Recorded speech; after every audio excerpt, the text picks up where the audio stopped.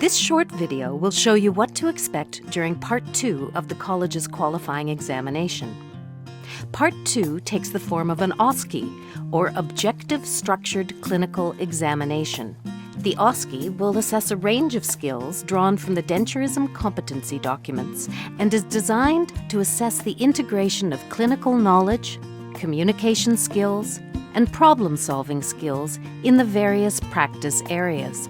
The OSCE consists of a series of simulated tasks.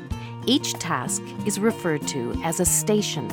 The OSCE stations are designed to assess a number of areas of practice that are outlined in the qualifying examination blueprint. When you arrive at the exam site, you will be asked to hand in your personal belongings, including your cell phone and any other electronic devices. Hi. Hi. So I'm going to need to see your ID, please. Yes. You will be required to show your government-issued photo ID and sign a candidate agreement. You will be given your candidate ID badge, which must be worn at all times, a sheet of labels with your starting station number, a pen, and a notepad. This is all you will be permitted to carry with you during the examination. My name is David, and I'll be your orientation. To familiarize you with the OSCE examination process, a briefing will be provided prior to the start of the examination. OSCE stands for Objective Structured Clinical Examination. The OSCE examination consists of 16 stations over a 2-day period. 12 stations are interactive, and 4 stations are non-interactive. Interactive stations have a standardized patient who presents with an issue.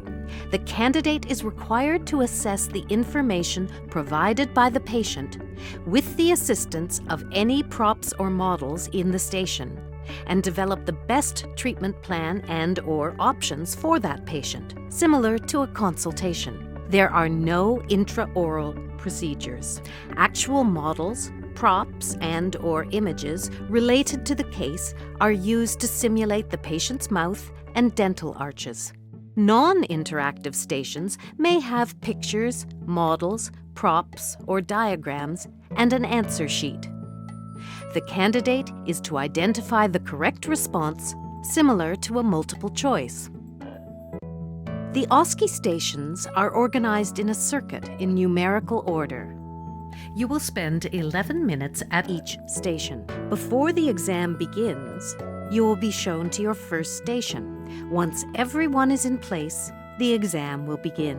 You will have 3 minutes to read the instructions posted on the wall outside the station. There will then be a signal, and you may enter the station and begin. You will have 8 minutes in each station. Inside the station, the examiner will take your label ID, and then you can begin the task. Hi, Mrs. The examiner is only there to observe. There will be a duplicate set of instructions inside the station in case you need a reminder of the task. In some stations, there will be a standardized patient playing the role of a patient. Models and props are used to demonstrate the patient complaint. There are no intraoral procedures.